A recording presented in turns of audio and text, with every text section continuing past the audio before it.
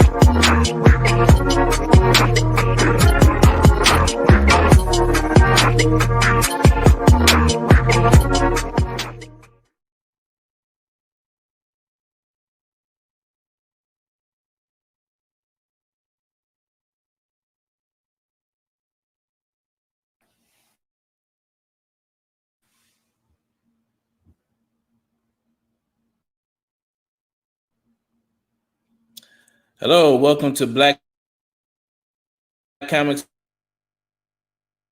Universe. I am your host, Imani Latif, creator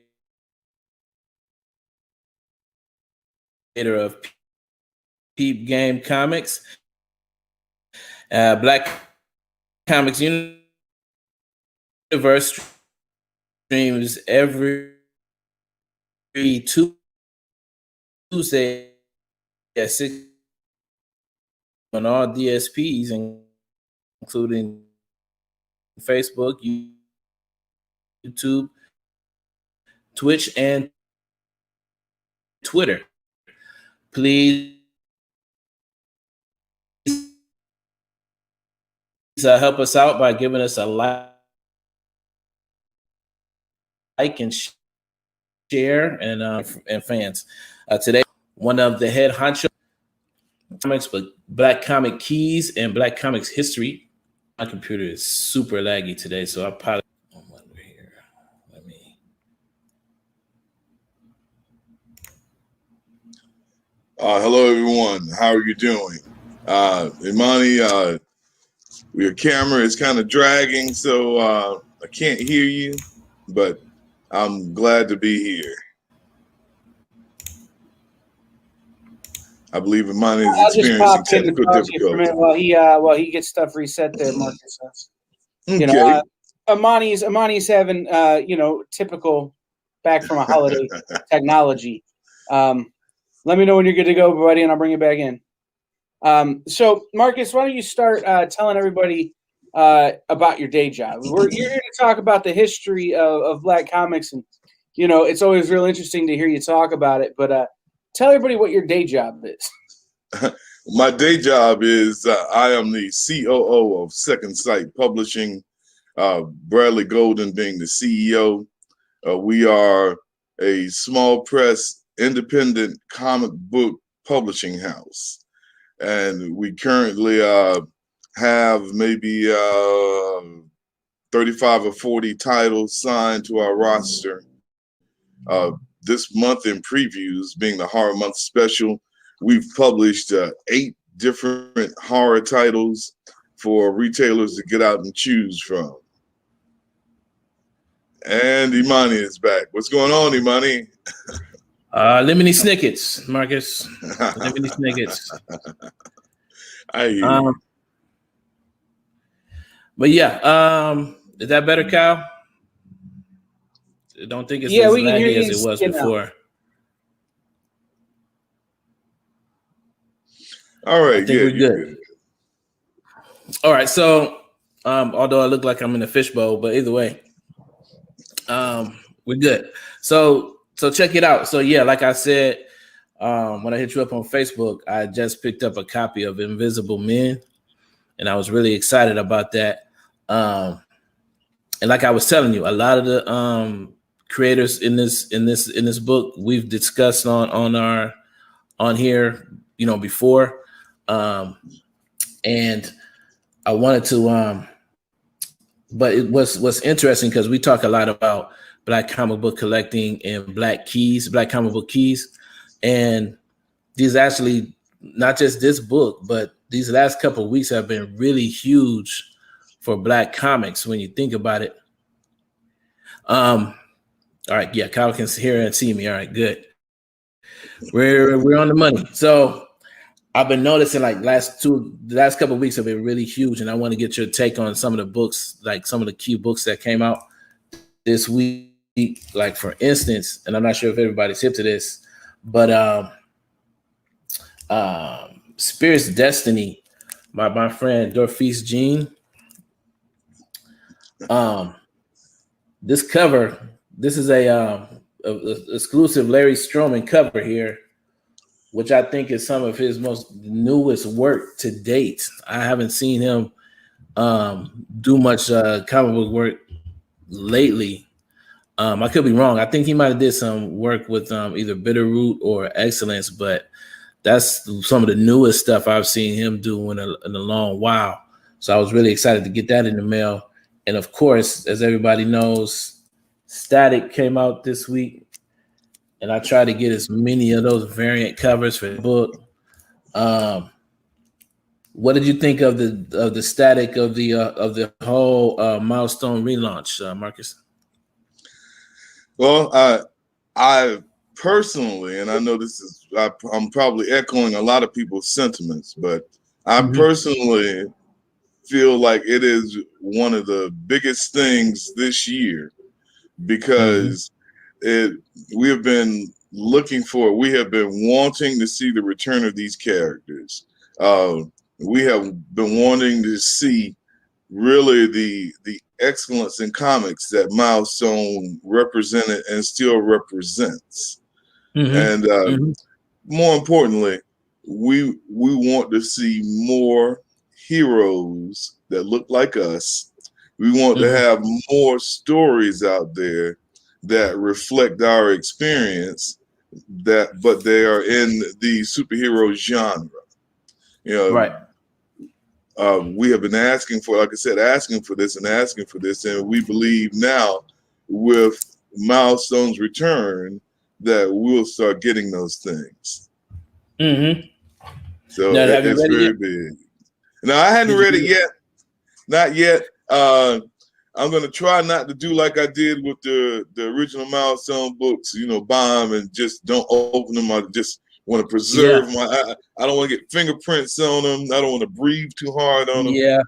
I'm going to try not to do that. But as you said, we discuss often collecting these comic books and things that will be key collectors. And this Static, we know, is definitely a key collector.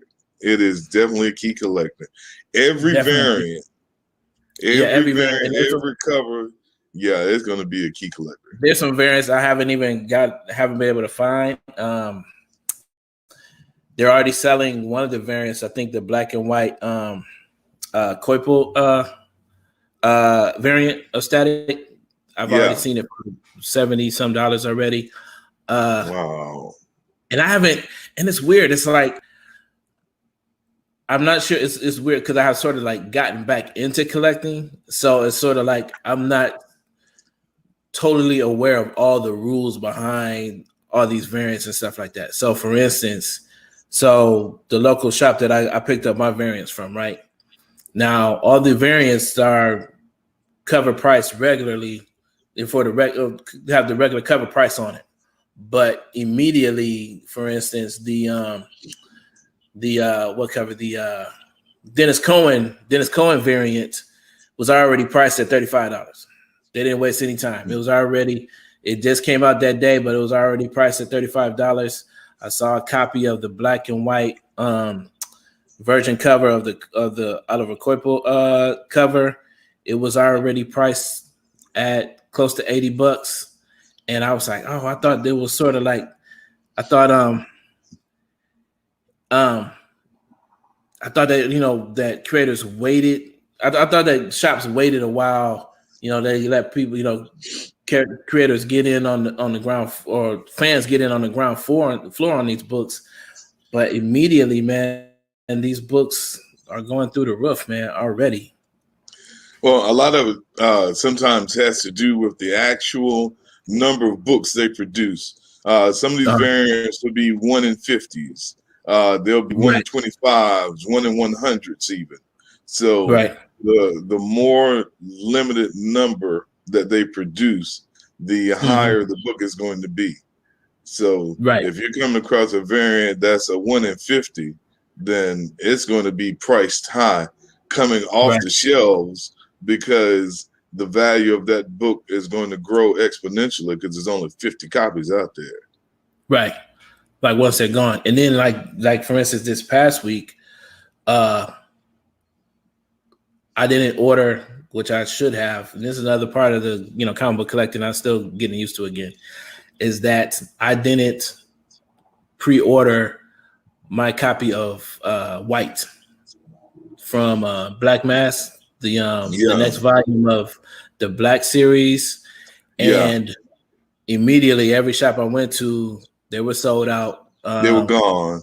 And they can only, and some of them, and I guess, Kyle, you're welcome to chime in on this. Like, you can only order 2 at a time. Each shop can only order 2 or something like that. Something crazy. I guess I can speak to 2 things here. One, you guys were talking about one of your ratio variants, right? And so I was Amani's LCS when I still had an LCS, when I was still when I still had my store open.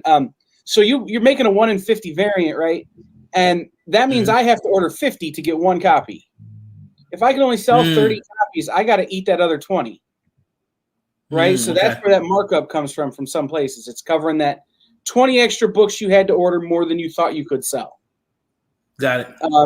And what I would usually do is if somebody bought the 1 in 50 and I had 20 extra copies, those 20 extra copies are going on the kids' rack for free. Like, that was how I always did things. It was a great way to get young people into books. But the second thing here is with White, they only printed 2,500. If 1,500 retailers order 3 apiece, you're already over. Right. So what they did is they allocated 2 per store, and stores got 2. Now, I know some stores did exclusive printings and, variant runs and that kind of stuff. So there are more out there than I was able to get, but not too many. Right. Yeah, that 2,500 number.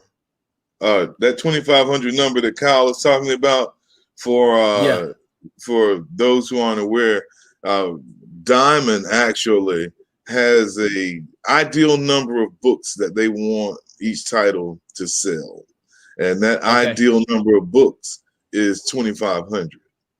So at 20, so for a publisher, especially if you got a property, that's hot, you can hit that 25 number easy and exceed that number. If you exceed that number, now we're talking second printing.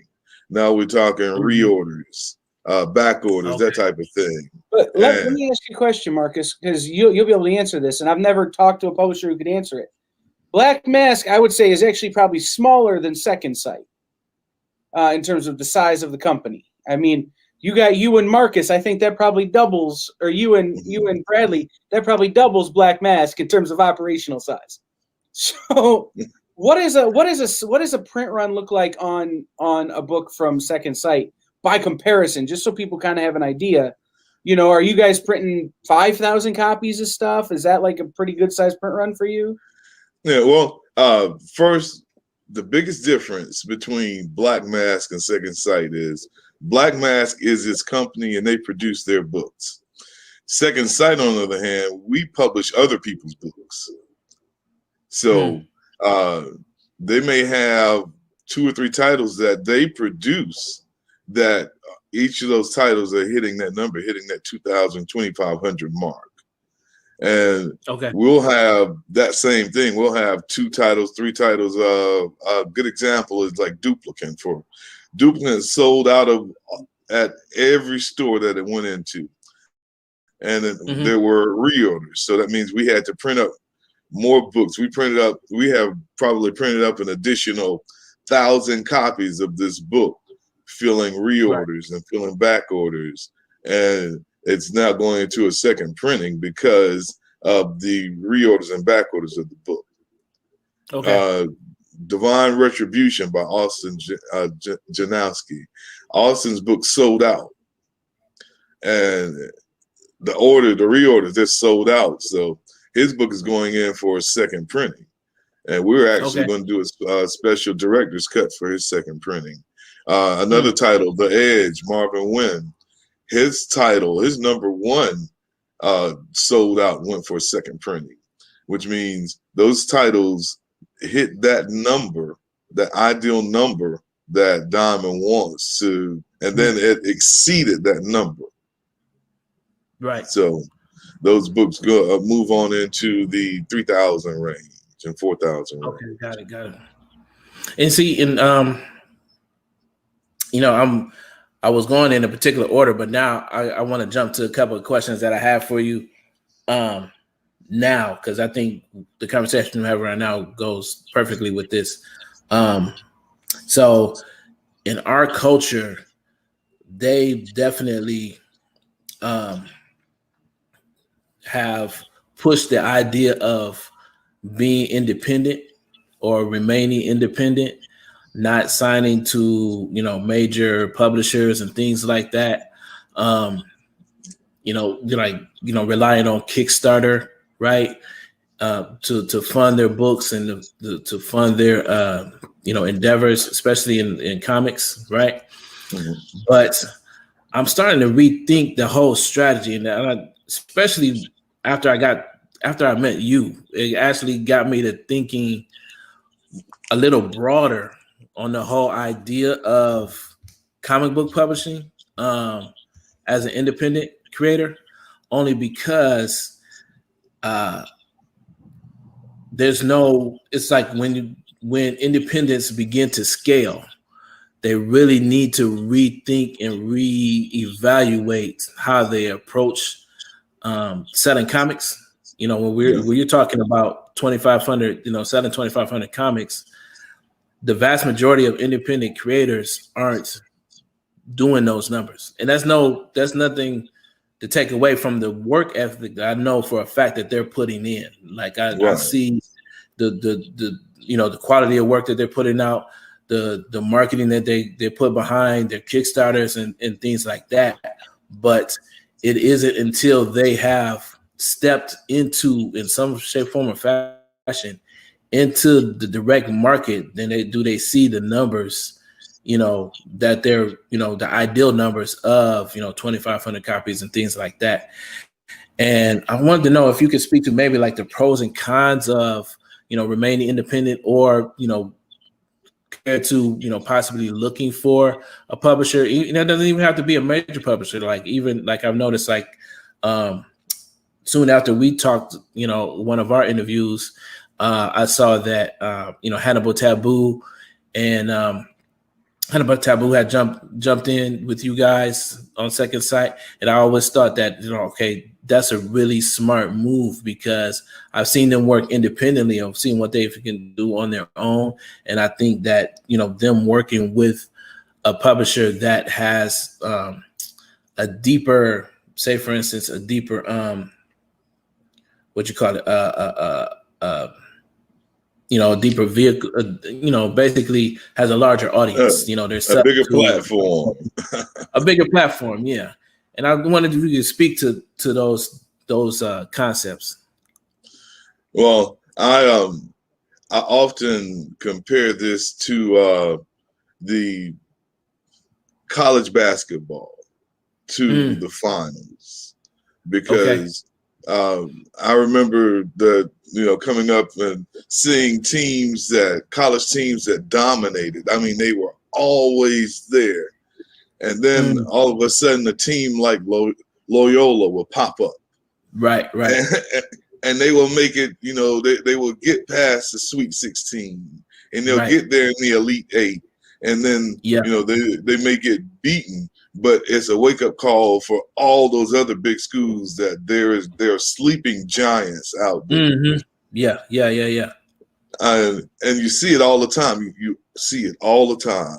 And I imagine these coaches telling their players from these smaller schools, you are in the dance. You are at the big show. This is where when you started dribbling the ball as a little guy, this is where you envision yourself being. You are here. So now let's show everybody that you deserve to be here and why you are here. So that's independent comic book creators coming onto the bigger platform, because there are sleeping giants like Hannibal and Quinn, like Ramon Bovilla, like Jonathan Hedrick, like Alfred Page, like Aaron Pahar. They're sleeping giants that waiting to get in the dance, waiting to get past, the 32 and into the 16 and then into the Elite Eight, moving into the Final Four. So I often make that comparison with the guys, because it is a whole different thing. You're not playing on the playground anymore.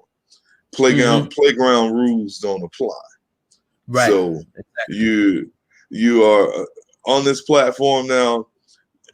This is where you say you want to be.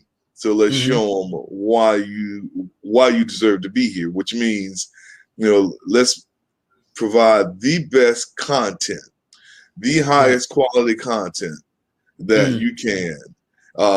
Let's meet production schedule. Let's meet production goals, because these are things that are now required in order for you to be here where you say you wanted to be. Now, that's a really good point. Like, would you say that's one of the biggest differences of, between sort of like doing it on your own, then compared to, say, it's not even just leveling it up into the direct market, like being able to stick to a strenuous production schedule?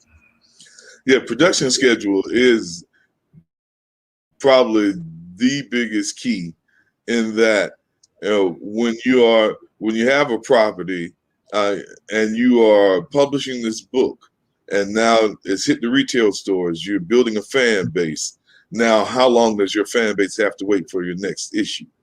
When you are self-publishing, or when you're not publishing in the mainstream, which is very demanding, then you can turn out books as often as you want to, every year, every 6 months, that type of thing, because you create your own demand and supply.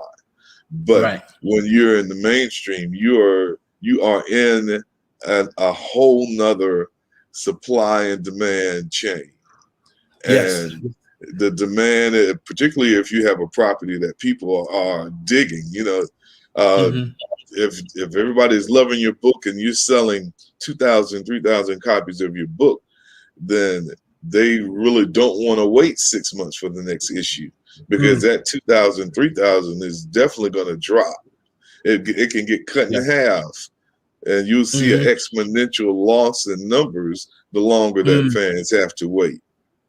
So being able to produce the material. Now, the whole thing is, when you're talking about competing with a company like Marvel or DC, who produces titles every month, we as a small press company, we actually only have one title that we were able to do that with, which was Marvin Wins The Edge. We're going to do that monthly. But for the other creators and their properties, and knowing their production and knowing what is comfortable for them, we went bi-monthly, because now with a bi-monthly schedule, you have 2 months between the time your book hits previews and the book hits the shop. It's a 2-month Right. period. So if you already have a book done, now you've gained 4 months, and in 4 months, the average creator can actually produce a book, because what's required is money. These guys, if you're artists, as long as you're paying your artists, then they're going to work. It just happens like that. And as long as your publishing company is paying you, then you're able to pay your artists. So, and I work in print, and I know I'm not in comics, but I work in magazine publishing. And that 2 months sounds like a long time, but it's not. It's like it's really more like a month and a half, if that. It's like that's a tight window. So it's like 5 weeks. It is 5 weeks. And that fifth week is sort of like it's hell week. Like it's got to be on the page and out the door, man. But I can talk about that, even in more depth, because that production schedule, I think I think you're right. I think that's probably the biggest thing that a lot of indies don't necessarily discuss, because I'm in a lot of circles where they talk about the business of creating independent comics and stuff like that, but they're not talking about it on the scale that I know is necessary to really reach the numbers that they really want to get to. It's sort of like the average independent creator that I talk to is selling around, 300 to maybe 500 books every time they put out a book. But that production schedule, we're talking about 6 to 8 months in between each book that they put out. Yeah. So I think I'm starting to understand where and how to scale that their work is in their production schedule. Well, something else too that I think the independent creators lose sight of is these big corporate comic companies. And that's really what they are. They're corporate comic companies. And what they do is they have planning and strategy meetings. They bring in, if they know what they want to do for the upcoming year, they bring in the people who they want to do this project, and these people get to work. And before that project actually hits the stands, they're 6-7 issues into it. Or if it's a mini series, they've written all 5 issues. All 5 issues are probably already drawn, and now it's being released. Whereas what you find with independent creators, they do issue 1, and now they're working on issue 2 to be released whenever they get finished, whenever it's done. So you might have to wait 5-6 months, like you said, just to get issue 2. And if they have gotten issue 2 out in 5 or 6 months, then you're not going to see issue 3, if there is an issue 3, until the next year. Right. Now, where do you? For you guys, some independent creators, their whole strategy or planning is, I'm going to do 1 issue a year, and then I'm going to spend the rest of the year promoting and publicizing this issue. Well, that's cool, but that's the numbers that you just said, that 400, 500 copies sold. That's when they're settling for that. Maybe they hit 1,000 copies sold on this book. Let me even hit 15,000 copies sold in that year time for that 1 book. So, or 1,500 rather. So, it is all in the production, getting the books out. Because if you don't get the books out, then you don't sell them. Right. And I'm gonna come back to this conversation. I do want to make sure we get to the book that I wanted to talk about, Invisible Man. I got my copy, and this is like we were talking about distribution and stuff like that. I don't know what it is about this book, but yeah, it took me like 3 weeks to get my copy. It took me a minute. Waiting on mine. Yeah, and it's like, and at first I went to, I ordered a copy from an LCS, and they took it like as they were waiting for it to come in, like the guy said, well, you know what, I'm not sure if I'm going to get it in. And then I went to Barnes and Noble, and they were going to take a week. And then my book actually came in at the LCS. So I ended up actually getting it from them. But I remember before I don't know, it was just hard to find this book. It was just so hard to get it. And I was just really happy to actually get a copy of it. And, I know you actually wrote an article on World of Black Superheroes. Yeah. About a lot of these creators. And I'm going to share that link, later on this evening, because that was it's a very informative article, and a lot of the creators that are in this book are actually in your article as well.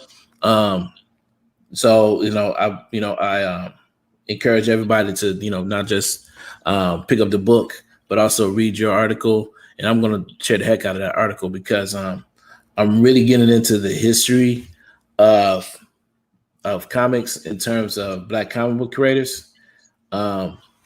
I want to share just two of the creators in this book, two of which we talk about a lot. Hopefully I can get this to work. Today has been a heck of a day here. Let's see here. Yeah. Also, I'd like to add that article. If you have volume 5 of the 4 pages and 16 bars, you can find the article in there as well. Yep. Yeah. So here's the book, and we've talked about Clarence Matthew Baker before. He's the illustrator of Phantom Lady. Yes, Voodoo. Phantom Lady and Voodoo. That's the one we really talked about. This is actually, for those who don't, and I think, this book really illustrates some of the conversations we had, beautifully.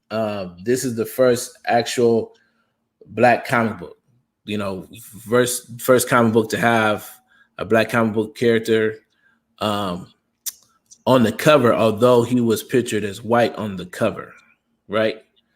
And you had mentioned this, we talked about him before, but it was these Phantom Lady images is that what got me, because his line work is just off the hook. And what I really like about the book is that they present whole pages in very somewhat pretty much pristine format, and the artwork is just phenomenal.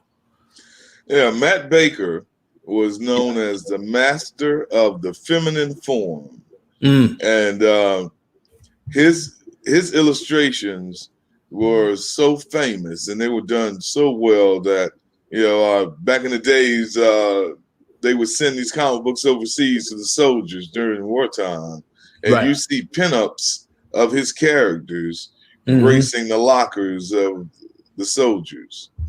But yeah, his illustrations, his line work, man, it is the absolute best in the business. Man, I was just blown away by some of the work, and what's really interesting about the book is not only does he talk about basically how these artists were trained and how they got into the business. He also discusses by and large how these generationally Black folks migrated to the North, and where they found, and this is where in the North is where they found these jobs in illustration, working for publishers and things of that nature. So he also discusses how these artists actually broke into the industry, and a lot of them broke into the industry very young, right? I don't know if you know this artist, but I found something that I know that you're gonna dig, man, and that is first I gotta, again, there's some in this book, these Phantom Lady pages are just amazing, man. From the lettering, everything. It's I can't help myself It's hard to believe that these books are from the 40s. Yeah. And this is the level of skill and craftsmanship that was being produced in comic books in the 40s. Mm-hmm. And to a degree, it feels like it's better than it is now. And I only say that because I don't want to be like an old fogey or anything, but it's sort of like, even when I see a lot of student work too, or like, beginning artists work from beginning artists. And I know the tendency to over render their work is present in a lot of beginner work. And these pages are perfectly rendered. You know what I mean? It's sort of like just the right amount of line work and ink and, attention to detail. And, I would encourage any artist to study these pages when you're talking about layout and, storytelling. Yes, it's really, really, really good work. But what I thought you would really dig would be this here. Alvin Carl Hollingsworth. Are you familiar? Yes, I'm very familiar with Alvin Hollingsworth. I was introduced to Alvin Hollingsworth from the Negro Romance comics. Okay. Okay. Right. Yeah, he was hired in to provide the art for the Negro comics, as well as some other comics, as you see, the Diary of Horror. And I want to kind of go back to one of the things you were saying, as far as Matt Baker and the history and how the guys got on, because I'm quite sure Alvin Hollingsworth was a part of this same type system. But the book mentions a gentleman named E.C. Stoner. Yes. E.C. Stoner was a descendant of a slave, one of George Washington's slaves. But he did artwork, provided pencil work for different publishers, but he worked out of what they call like a writing room, or a drawing room, where you had different artists who would do work for publishers, and they would emanate from that room, and that room kind of served as a buffer. So the publishers didn't know whose artwork they were getting. They just knew they were getting artwork from this particular art room or writing room. Right. And they do discuss that a lot, that a lot of the books, they didn't have names. There was no way to tell who the artist was on certain comic books. Their names weren't on, the covers or on the inside or mastheads or anything like that. Right. So until much later in some of these artists' career, until they got credit. For instance, Hollingsworth, he started when he was 14. Yes, when he was 14. Was 14 years old, which I find is amazing.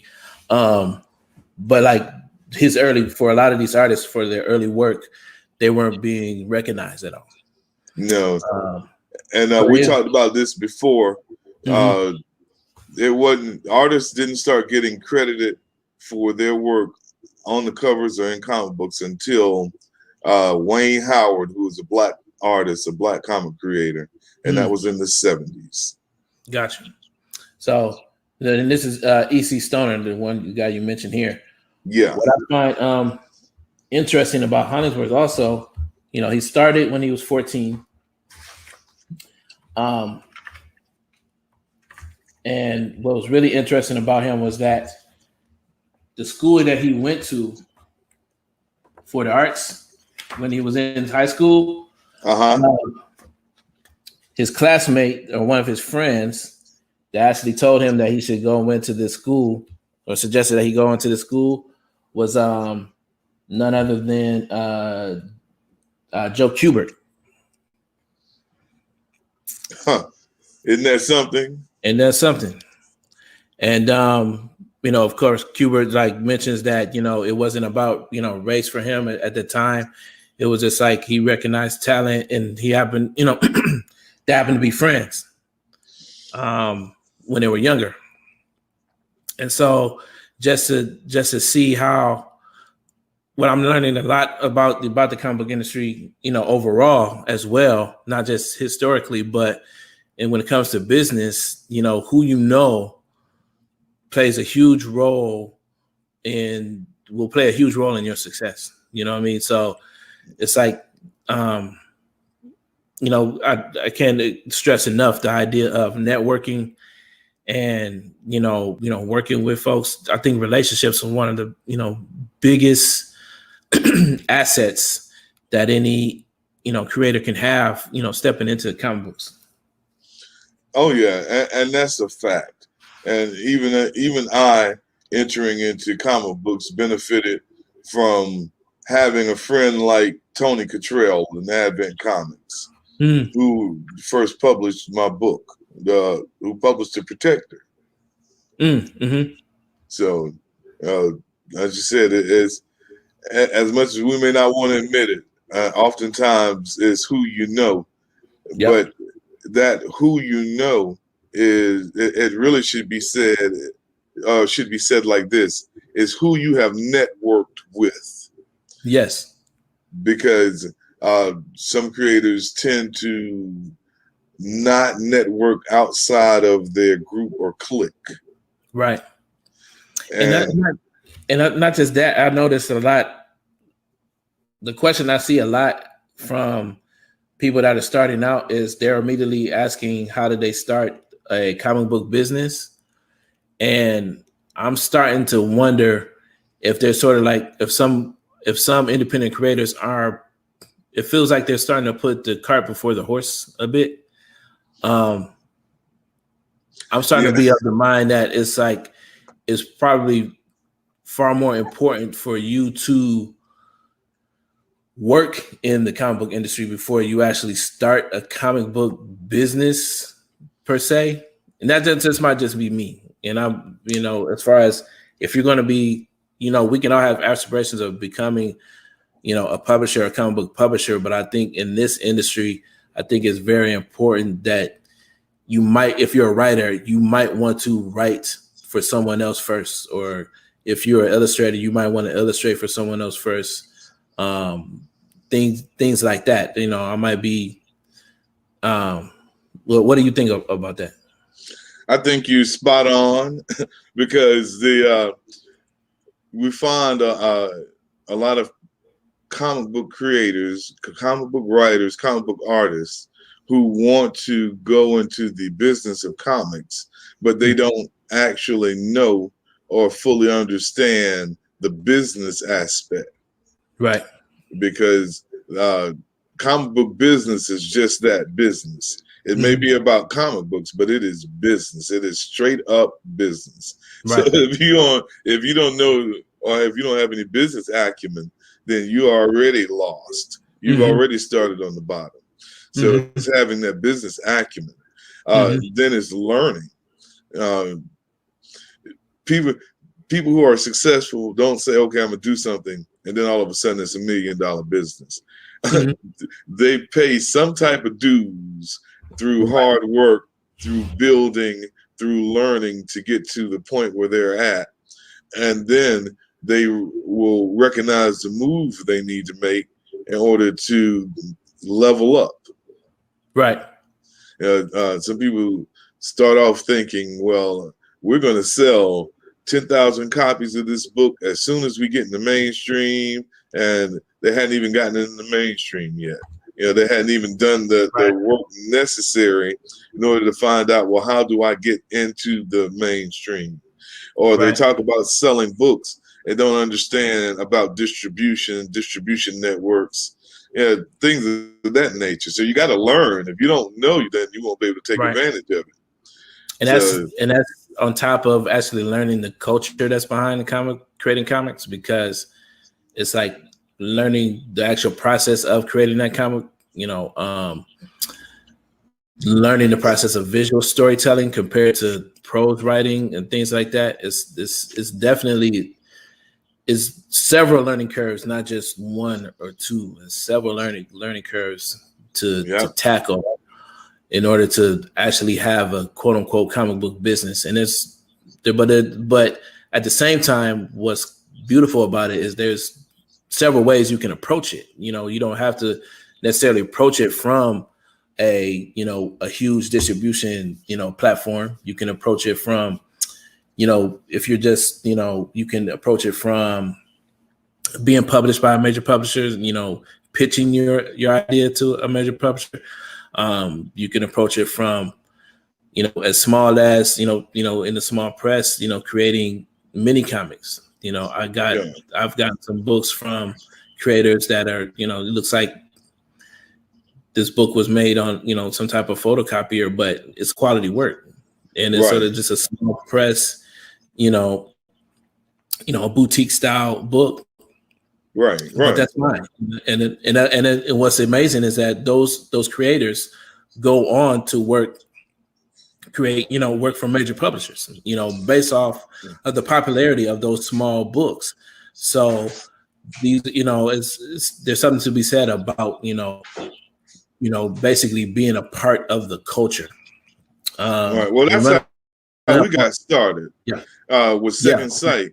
Bradley Golden, he published his first book out of his mother's basement, ran off copies of the pages and hand stapled them together to make a book, and would take them to cons to sell, the equivalent of selling out of your trunk. So getting started, just understanding the process is important. Right. Setting goals is important. That one of the what we say is an advantage there with Second Sight, for example, and I know we aren't the only company like this, but what we feel is an advantage is the fact that we aren't a bunch of corporate people. We all are independent comic book creators, and we have pooled our knowledge together to form a company.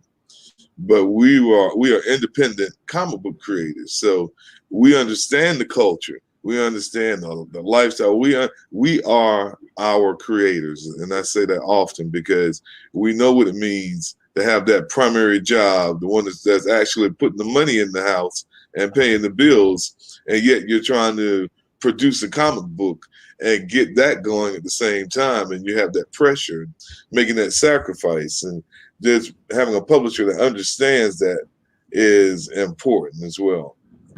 And as you mentioned, as far as publishing your work with other publishers, that was one of the first things we did. Once we came up with a property we felt like would sell, which was the Mississippi Zombie, we pitched the Caliber Comics.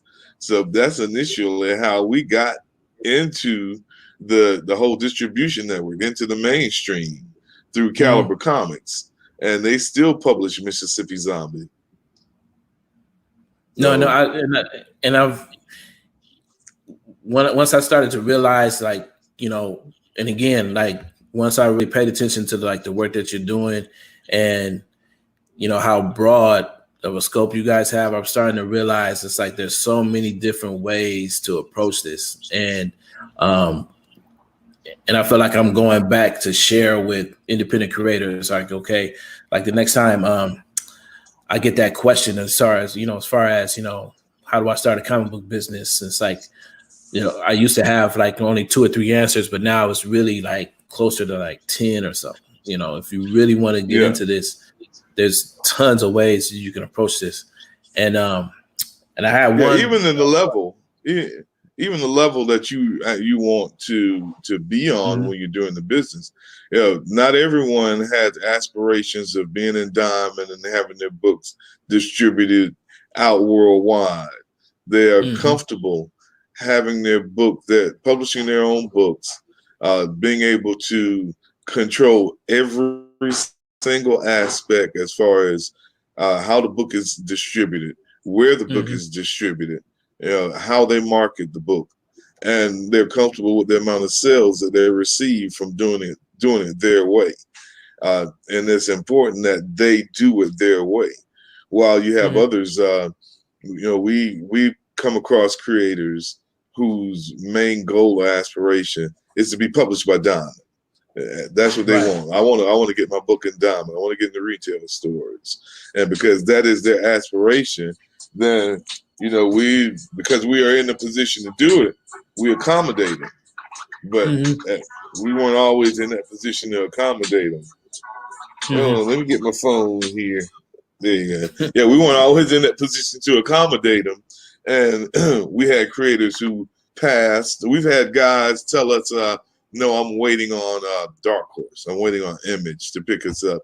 And I scratch my head like, you realize that your book will be going into the same place where Image and Dark Horse are going to be putting their books. Right, and I will attest to that. The last time I was in the LCS, I looked up, and it seems like, I don't know what y'all been doing, but it seemed like all of a sudden it's just like y'all were here, and then all of a sudden it's like I've seen issues of chess in my LCS. One of the books that you guys print out, and I think about 3 or 4 other titles, man. I see you on the rack every week, and I have to admit there's something to be said about that. You know what I mean? Because you might be waiting for maybe a bigger advance from a bigger publisher or something like that. But if your idea is to get that major distribution, I will admit that, yes, Second Sight is basically putting books on the rack. If it's sort of like was that the episode of Wire on HBO show where they talk about like drugs on the table. It's like this definitely. The Second Sight is definitely putting books on the rack. It's like, if the business model is that simple, if like you just want to see your book in the shop, the books on the rack, the Second Sight is doing that, man. And I love the work ethic y'all putting behind it and everything you guys are doing lately. Well, we consider ourselves, and we'll probably always consider ourselves to be independent comic book creators. And as a company, having that independent comic book creator mentality, we get out and we hustle, we grind. We hit the pavement. We once again, we understand what our creators want, because we are our creators. They want exposure. Not trying to be brag or anything, but last year we were mentioned one time, maybe twice, in Bleeding Cool. This year, almost every month. So that exposure, getting that, getting you can names and the momentum titles out there. You can see the momentum too. It's like that. It starts. It might start out small, but I'm starting to see how it's starting to fall over itself. It's like I've seen it all, all within the last year, man. So kudos to you guys, man, for sure. We appreciate it. Because we represent independent comic book creators, and to have someone like Hannibal and Quinn, Ramon Gavia, Jonathan Hedrick, these guys come to us and say, "Look, we like what you all doing. We trust that you all are going to take our properties and help us take them to the next level." And that's the big thing for Bradley and I. And that motivates us, the fact that people are trusting us to, achieve their dream. Yep. So that's definitely motivation. I had one more question, and it was probably gonna blow up my my timeline with this, and I'm not sure. Hopefully you'll be able to, I got 3 minutes. I wanted to ask you this specifically because I was listening to another podcast, and his creator was basically, talking about the doom and gloom of the direct market and comic book shops, and he was speaking directly to the idea that basically DC was going to basically stop printing comics in the next year. I know it's a crazy idea, and the more I think about it, it's like it sounds even more and more ridiculous. But do you guys operate under any type of sense of urgency like that? It's like in the event that does happen, like you guys have the wherewithal to like step into the void? Well, using another sports anecdote, we don't play scared. We don't, Okay. we don't play scared. You won't win like playing scared. No, right. So we don't play scared. We are attacking the market. We got product that we know will sell, and it's being proven that we are bringing quality product. So not to sound, once again, all with bravado or whatever, but we're not worried about what DC is going to do, because if DC stopped printing comics today, then there are a whole slew of people ready to step up into their place to provide the content that DC would be taking away. If Marvel stopped printing books today, it's a whole slew of people that are ready to step into that void. One of the things that I appreciate about Diamond is that because they saw how things were going with Marvel and DC, they said, we are going to bring more independence to the forefront. We're not going to be held captive by these guys who think they run the market. So they have made a concerted effort to bring in more independent publishing companies like us, like Tony Cottrell and Advent, and kudos to Tony, congratulations, because that's a big step for his company. That's moving into the next level, a level that he wanted to go to, as far as obtaining now more distribution, a wider distribution network. So I encourage any independent comic book company, if you feel like you have the product and can meet the production, then approach Diamond, reach out to them, kick their doors in, do what you got to do to get their attention and get your stuff in front of them, because they are actually looking for you. Yes, they are looking.